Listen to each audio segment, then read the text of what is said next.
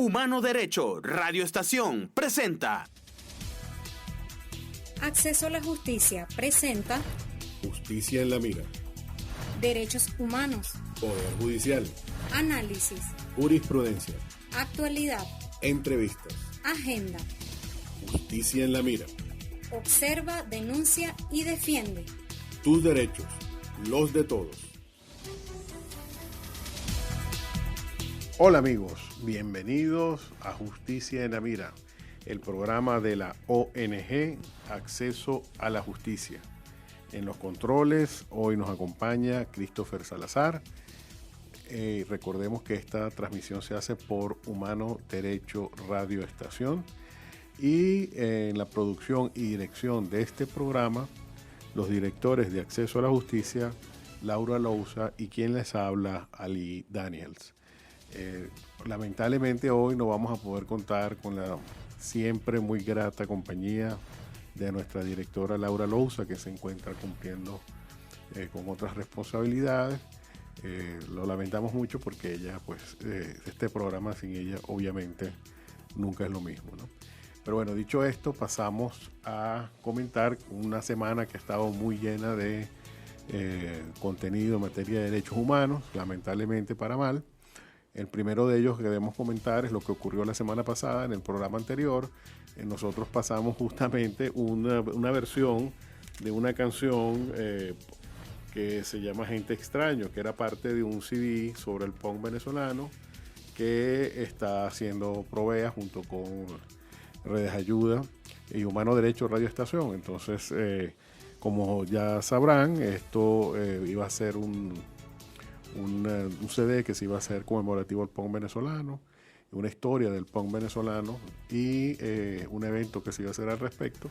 Para ello se habían realizado unas impresiones, unos folletos alusivos al evento, donde estaba una fotografía de un gran fotógrafo como lo es Nelson Garrido. Y bueno, mientras se transportaba esto desde la imprenta al sitio del lugar donde se iba a realizar el evento, pues la persona, un empleado de la imprenta, fue detenido porque tenía material subversivo. Su material subversivo era simplemente un panfleto donde se hacía alusión al evento donde se iba a cantar este homenaje al punk venezolano. Entonces vemos cómo es la arbitrariedad. Esta persona no estaba cometiendo ningún delito. Llevar un panfleto sobre un evento musical no es un delito.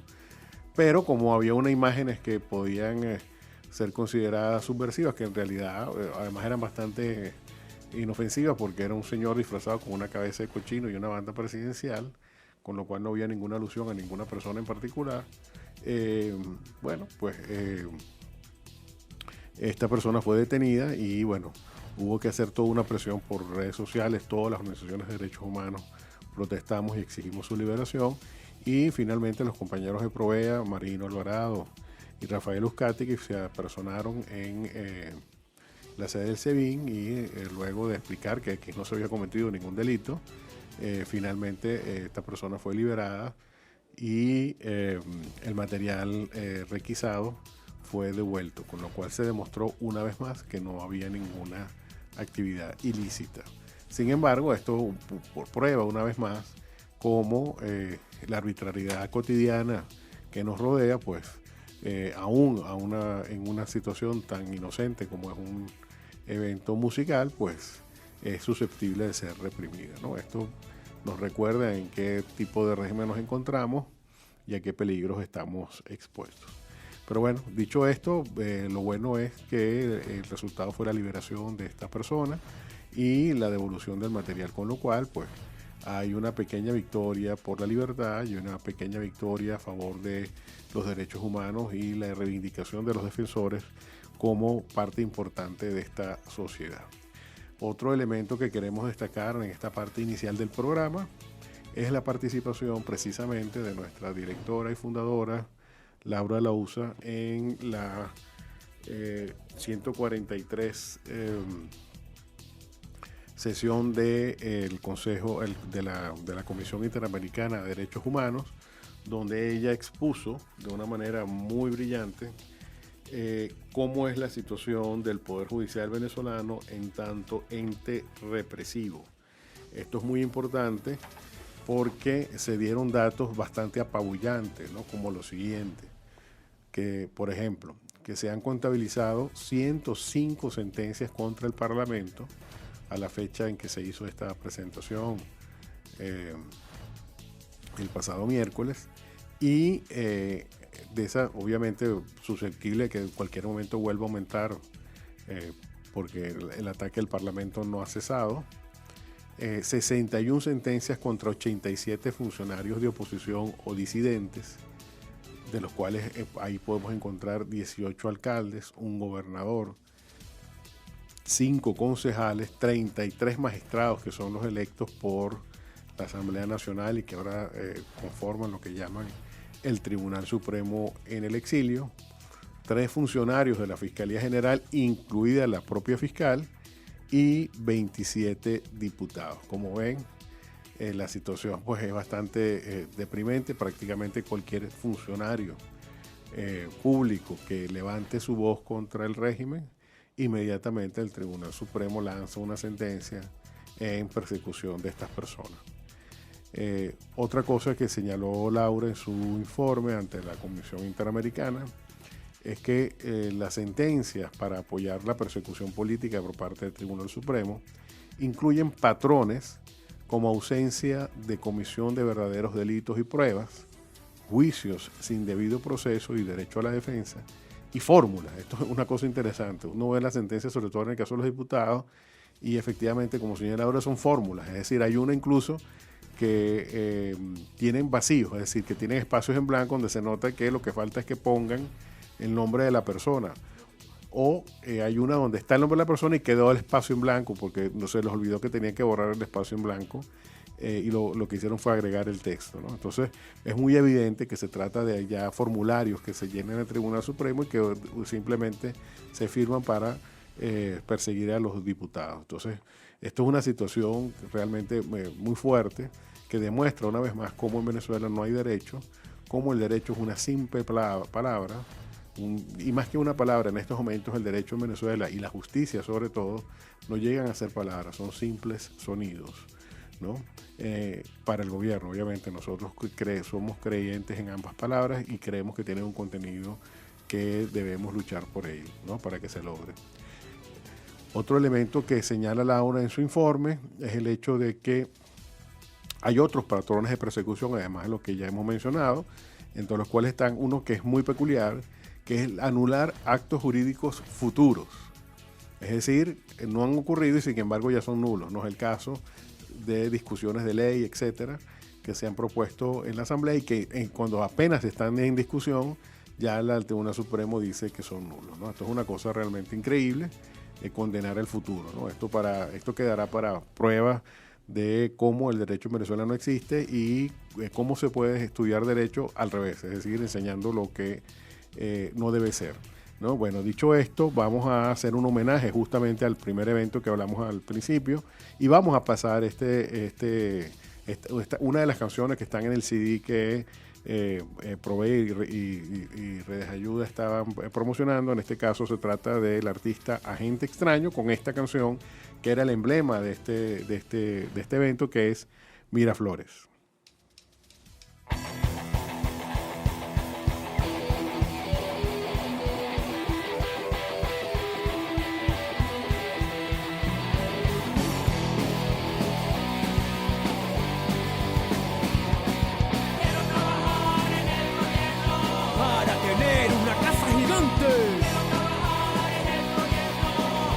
Nadie a mí me aguante para no sufrir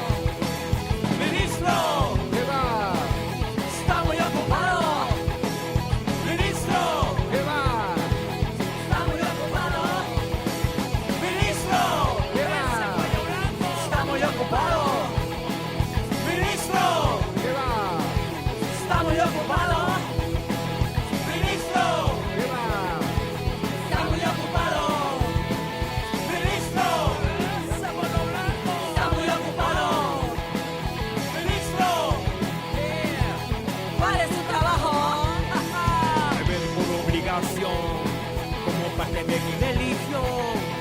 Meter la coba y aparentar, en corto tiempo ganar más real. Quiero trabajar en el gobierno para que todos a mí me odien. Quiero trabajar en el gobierno para que todos a mí me lloren. Quiero trabajar en el gobierno para que todos me aborrezcan. Quiero trabajar en el gobierno para hacer lo que me apetezca.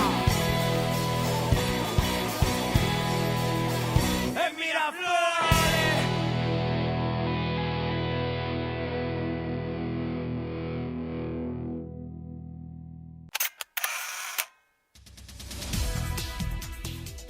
Bueno, como decía aquel periodista famosísimo, no ocultaremos nada. Bueno, en este caso, pues, hacemos esta reivindicación, este homenaje a gente extraño con esta canción Miraflores, pero también debemos decir que este contacto con el punk me ha hecho reflexionar sobre lo mucho que agradezco no haberlo conocido anteriormente, ¿no? Dicho esto, vamos a continuar con el informe de Laura y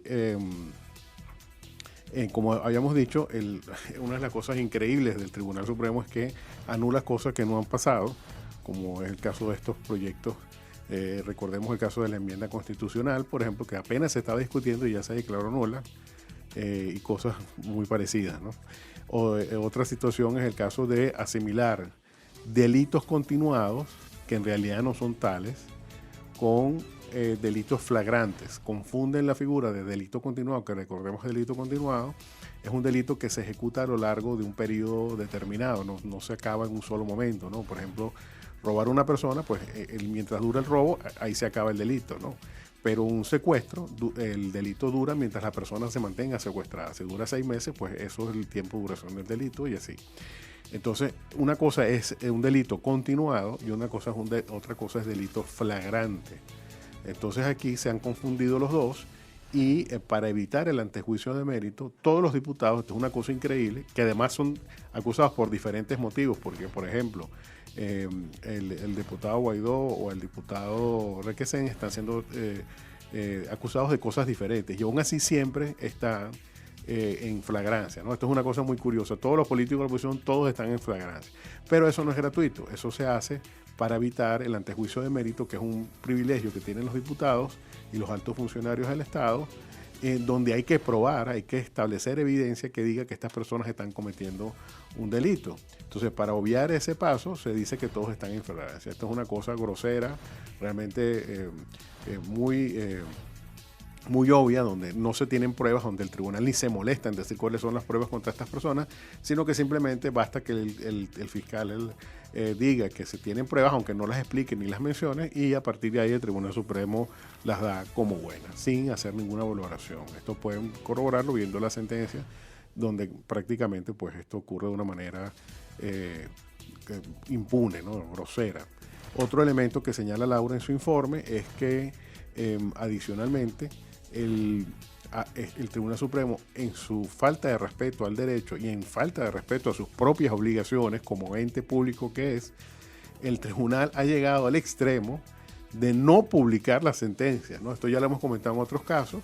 Una de las sentencias más sangrantes que hay es el caso del diputado Guaidó, donde se le prohíbe, supuestamente, porque esa sentencia nadie la ha leído, supuestamente en enero se le prohibió la salida del país y de hecho recientemente el fiscal nombrado por la irrita Asamblea Constituyente dijo que habían detenido a algunas personas porque habían colaborado a que Guaidó saliera del país por las trochas, y Guaidó tenía prohibición de salida del país. La pregunta es cómo yo puedo colaborar por algo cuya prohibición nadie sabe, nadie conoce, ni siquiera el propio fiscal, porque esta sentencia no ha sido publicada. Esto ha ocurrido, de acuerdo con el informe que rindió Laura Lousa, al menos en 7 oportunidades. O sea, ni siquiera se trata... esto ha ocurrido en otras ocasiones, no. Lo que ha ocurrido en 7 oportunidades es que adicionalmente el Tribunal Supremo ha actuado de oficio. Es decir, nadie le ha pedido nada, ni el fiscal, ni el presidente, ni nadie le ha pedido nada, y sin embargo el tribunal, violando una norma jurídica fundamental, es que el juez tiene que actuar a solicitud de alguna de las partes o a solicitud de una actividad del Ministerio Público. Bueno, aquí no, aquí el tribunal actúa a motu propio y en este caso lo ha hecho 7 veces, que es lo que confundí con el caso anterior.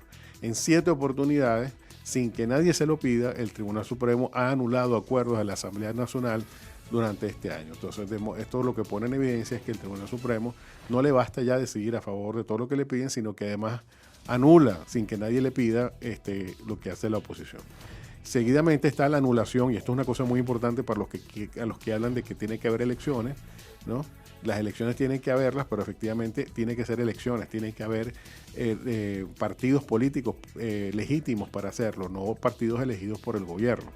Entonces aquí se habla de la anulación progresiva de los partidos políticos, incluyendo al más importante de ellos, que es el de la Mesa de la Unidad Democrática, que ha sido anulado por el Tribunal Supremo, alegando una cosa que no está en la ley, que es la doble militancia. Esa prohibición de la doble militancia, que además no es verdad, porque los miembros de AD siguen siendo miembros de AD, lo que pasa es que se unen a los de Primera Justicia y de Voluntad Popular para conformar una unión que se llama la Mesa de Unidad. Entonces no es que yo formo parte de 2 partidos, es que yo formo parte de una coalición de partidos. Entonces no es cierto que haya una doble militancia, que además, como dije anteriormente, no está prohibida en ninguna ley en Venezuela.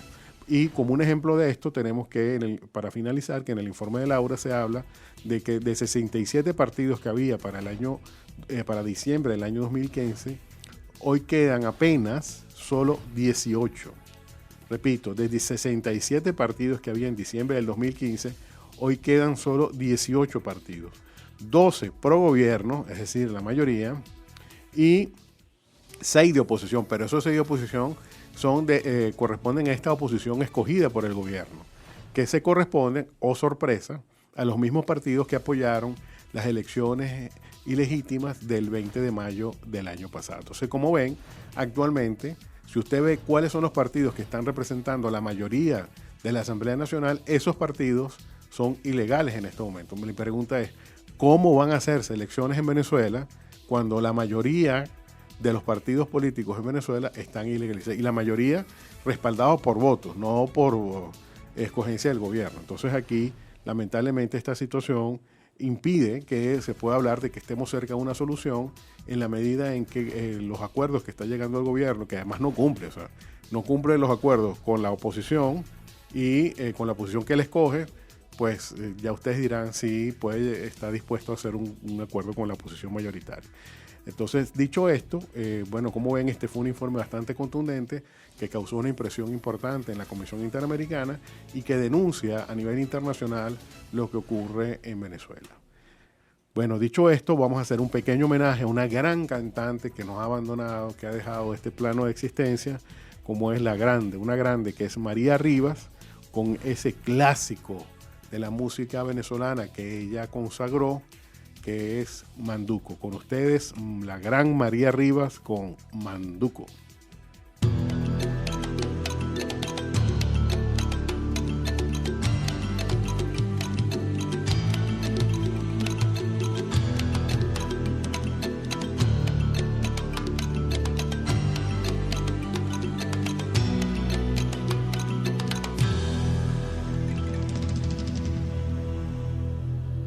Manduco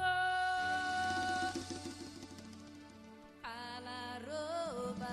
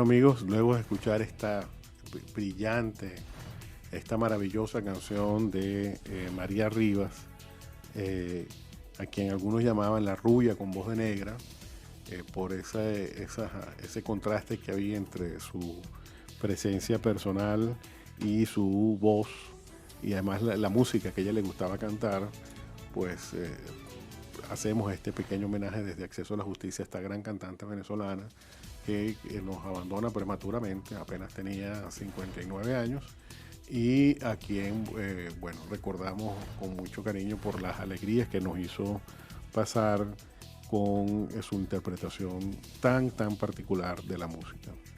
Bueno, dicho esto, seguimos con el informe de Acceso a la Justicia a través de nuestra directora Laura Louce en la Comisión Interamericana.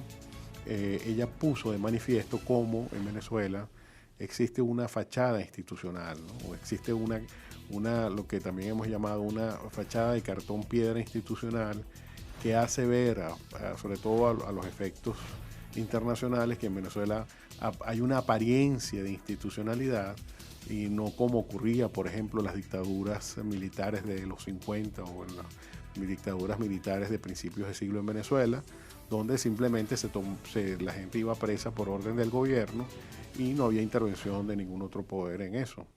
Aquí no, aquí en muchos casos son órdenes judiciales las que permiten la detención arbitraria de personas, y a partir de ahí se cree entonces que hay una apariencia de legalidad para aparentar que en Venezuela se respeta el derecho, pero no es así. Como ya hemos visto, incluso hay diputados que han sido desaparecidos, ni siquiera había una orden judicial en su contra, fueron desaparecidos, el caso de Juan Requesens, y luego de 8 días de los hechos que se le acusan es declarado en flagrancia, ¿no? De los cuales estuvo 3 días desaparecido y otros 3 días tardaron en presentarlo ante los tribunales. Entonces, esto es una prueba de cómo hay una apariencia, y esto además tiene otros efectos. Bueno, la parte de la apariencia es el hecho de que se cree que aquí hay jueces, ¿no? Para que haya jueces, tienen que ser jueces nombrados por la Constitución, de acuerdo con lo que dice la Constitución. Y la Constitución señala un único medio para ingresar al Poder Judicial, que son los concursos públicos de oposición. Esos concursos públicos no se realizan desde el año 2003. Eso implica que en Venezuela los jueces son nombrados a dedo y sin ningún procedimiento previo, de una manera absolutamente discrecional. Y recordemos que en Venezuela, cuando se habla de discrecionalidad, se habla en realidad de arbitrariedad. Y lo más grave aún es que, aunque esos jueces son nombrados a dedo, cuando ocurre que toman alguna decisión apegada a la ley que no concuerde con los intereses del poder, simplemente con un oficio donde se dice que queda sin efecto el nombramiento, sin ningún procedimiento previo tampoco, sin acusarlo de nada, simplemente se dice este nombramiento queda sin efecto, estos tribunales, estos jueces quedan en la calle, quedan despedidos, quedan destituidos, ¿no? Ahí siempre debemos recordar el caso del compañero Jonathan Mustiola, juez penal, que por liberar a unos estudiantes de la Universidad Simón Bolívar, pues al mes de esa decisión fue destituido sin procedimiento previo y sin explicar las razones. Entonces, ¿cómo se puede llamar jueces a unas personas que son elegidas a dedo y son destituidas a dedo también y sin ningún procedimiento y con total arbitrariedad? Esto no solamente es aplicable a los jueces de instancia, sino que también es aplicable a los magistrados del Tribunal Supremo, a los cuales nunca, repito, nunca se les ha aplicado en su elección los mecanismos constitucionales. De modo que es muy discutible la legitimidad de los magistrados del Tribunal Supremo, y a partir de ahí uno puede decir, como ya ha dicho instituciones muy reputadas, como la Comisión Interamericana de Derechos Humanos y otros entes internacionales, que en Venezuela no hay un poder judicial.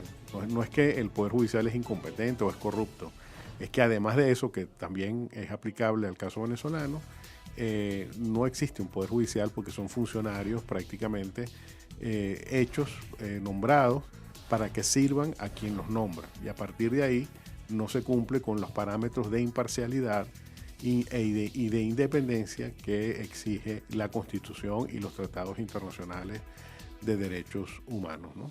Entonces, por eso es importante esta denuncia que ha hecho nuestra directora Laura Lousa, porque sobre todo para aquellas personas que siempre cuestionan y dicen, bueno, esos audiencias ahí, eso no trae ningún cambio, yo lo que quiero es que las cosas aquí cambien, no que haya una audiencia donde se presente un informe. Sin esas audiencias, sin esos informes y sin la discusión que a nivel internacional, en los organismos internacionales, esto genera, le aseguro que no se hablaría del caso venezolano. Estamos hablando de muchas organizaciones, de muchas situaciones que se han denunciado a nivel internacional, y gracias a esas denuncias internacionales, a esa presión por parte de estos organismos, es que el caso venezolano está hoy todos los días hablándose en los foros más importantes de derecho internacional. Entonces, y para quien me diga, bueno, pero es que la situación de Venezuela lo amerita, sí, es verdad, la situación de Venezuela lo amerita, pero hay países olvidados con crisis tan o más graves que la venezolana, de las cuales nadie habla. Y yo en este caso siempre pongo el mismo ejemplo. Hay una república en África que se llama la República Centroafricana. Esa república tiene una guerra civil desde hace años. ¿Quién habla de la República Centroafricana? No habla nadie. Y así como ese caso, pues hay muchos, ¿no? Donde países, pues lamentablemente, que no tienen la voz suficiente o no tienen la fuerza para denunciar su situación, pasan por debajo de la mesa para la comunidad internacional. Por eso la importancia de las denuncias como la que hizo nuestra directora Laura Lousa. Y dicho esto, vamos a hacer ahora una pausa musical con una canción muy bella de una cantante que se llama Nela, y una canción sobre el destierro, sobre las personas que se van de su tierra. La canción es muy hermosa y se llama Volveré a mi tierra.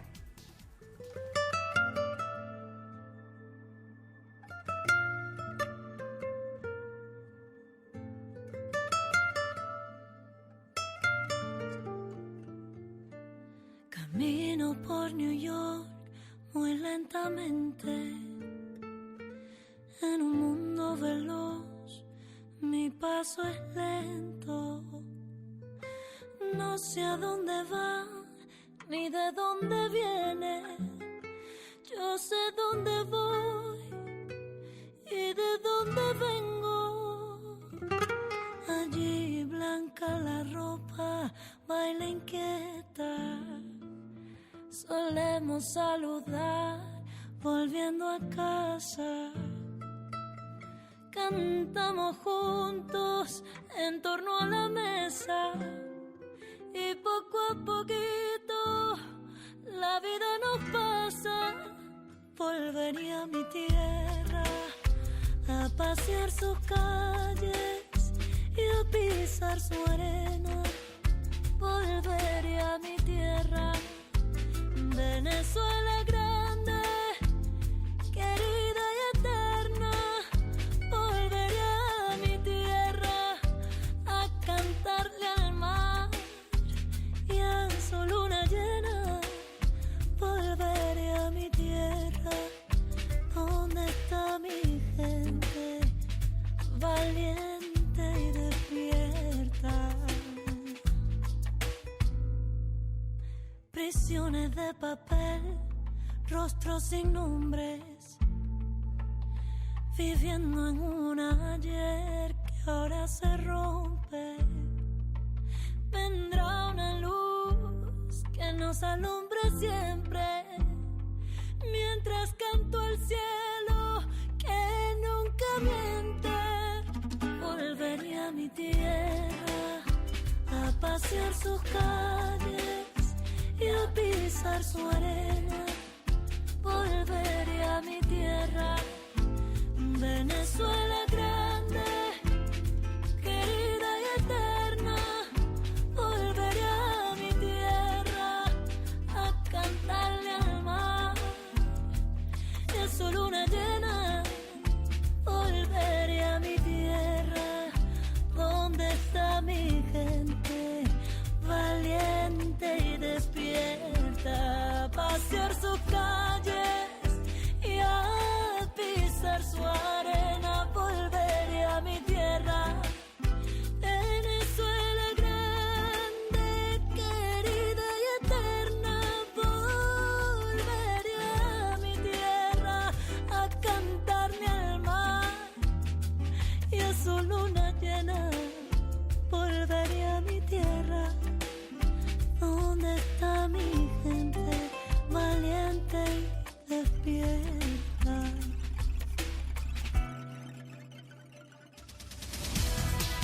Diaria Injusticia.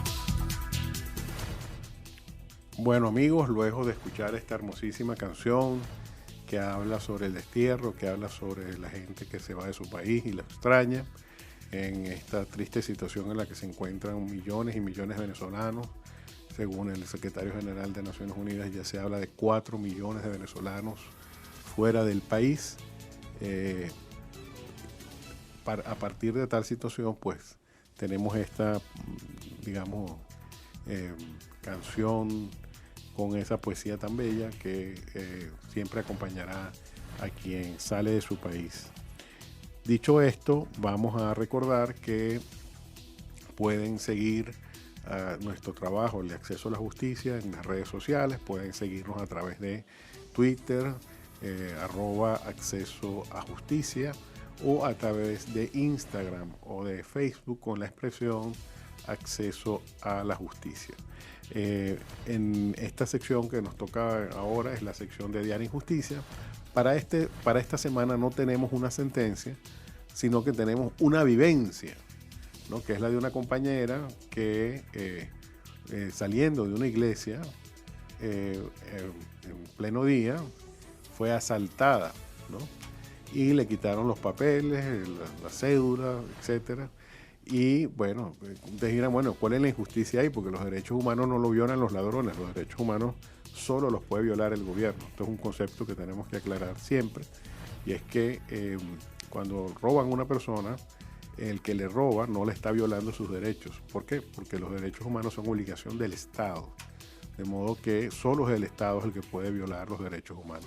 Obviamente, si una persona es atracada, hay un derecho que es el derecho a la seguridad pública, que es donde el Estado ha fallado por omisión, ¿no? Porque no cumple con su deber, pero es una, digamos, violación indirecta del derecho, ¿no? Aquí la acción directa, pues, es la de los particulares que cometen estas acciones. El punto es que esta compañera, pues, saliendo de esta iglesia, pues fue atracada por un grupo de individuos. Y aquí viene la injusticia, la verdadera injusticia, otra injusticia agregada a la que ya le ocurrió. Y es que, bueno, ella, como correspondía, fue a hacer la denuncia y, oh sorpresa, se negaron a recibirle la denuncia. Estamos hablando de que era un robo simple, es decir, ella le habían quitado el dinero que cargaba, sus papeles, su cédula, etcétera, y lo que iba era poner la denuncia por ese hecho, ¿no? No es que le robaron millones de bolívares o que había habido una cosa más allá del robo, ¿no? Bueno, pues el 6CPC en este caso, pues se negó a recibir la denuncia. Y esto es lo increíble, ¿no? Es decir, estamos hablando de que es obligación de los funcionarios públicos el recibir la denuncia. Y sacamos este caso a colación porque ya hemos recibido denuncias de varias personas, ¿no? Uno de ellos, por ejemplo, el presidente de la Federación de Centros de Estudiantes, quien fuera Hasler Iglesias, cuya madre fue atracada y le pasó algo parecido. Es decir, cuando fueron a hacer la denuncia, los ruletearon, ¿no? Fueron a un sitio y le dijeron, no es aquí, es en la otra sede.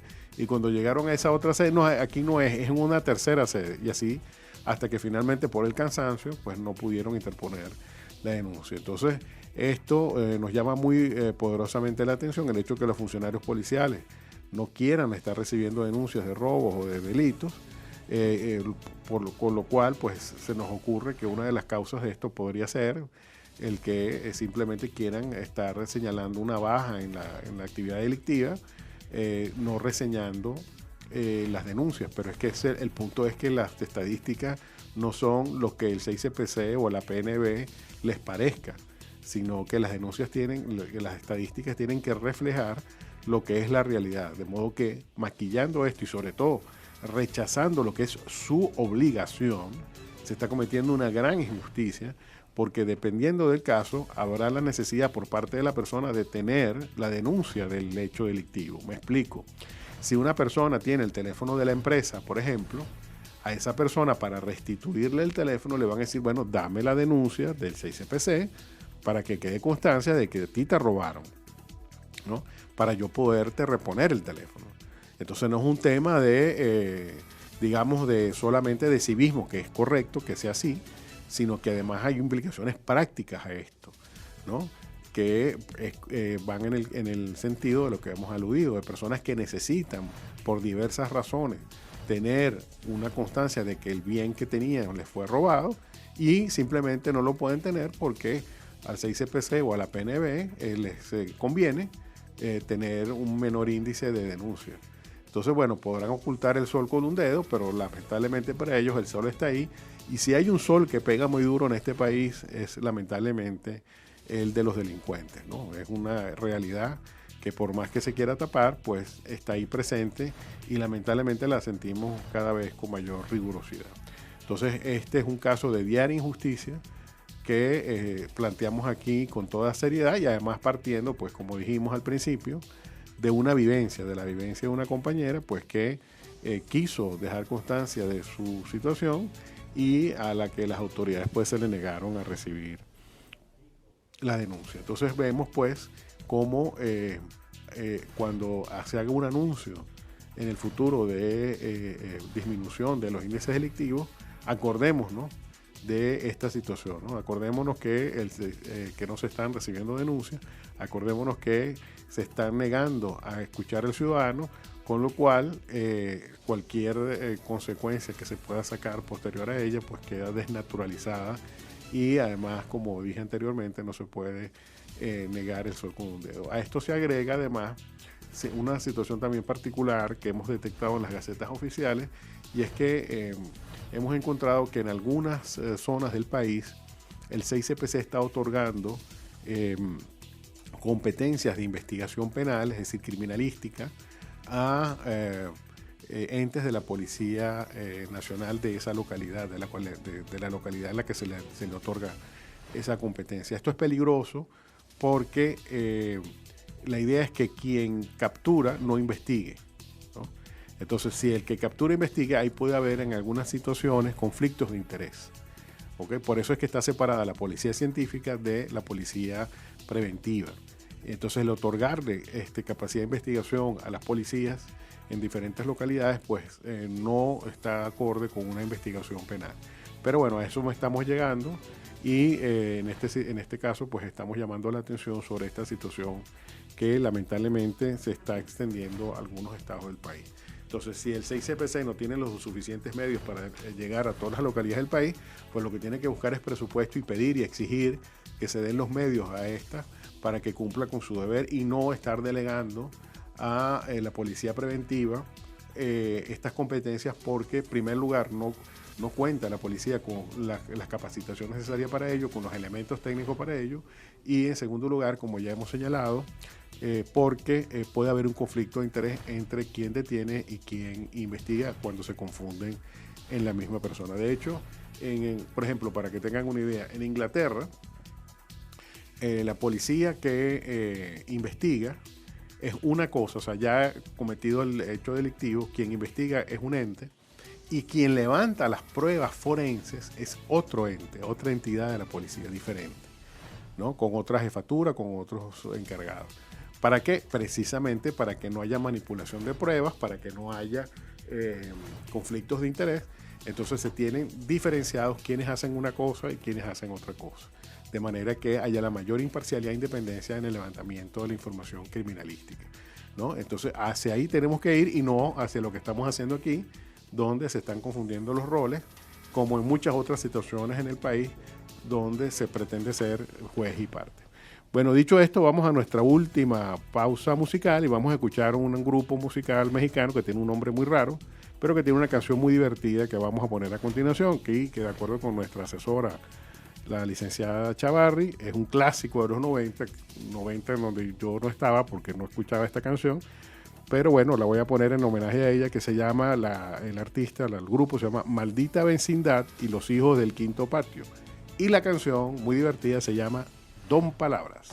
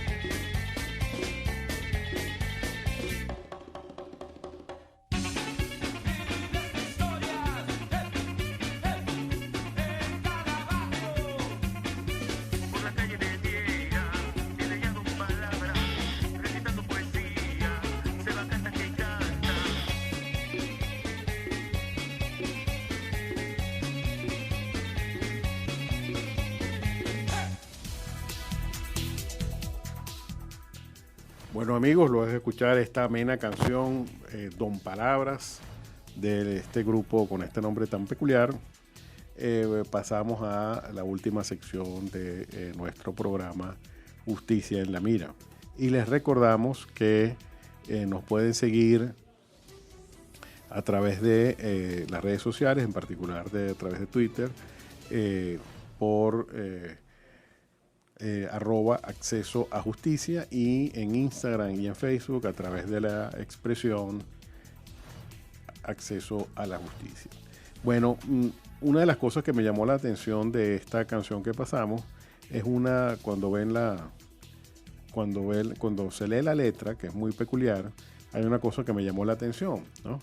Que es que hay un verso que dice, me contó, ese señor Don Palabras, me contó una extraña historia de cómo nacen las cosas cada vez que uno las nombra. Esto me gustó mucho porque efectivamente manifiesta el poder de la palabra, ¿no? El poder creador de la palabra. Y esto también me trae lo uno, para que unir aquí lo profano con lo sagrado. Me recuerda mucho este inicio del Evangelio según San Juan, que habla de que al principio era el verbo, ¿no?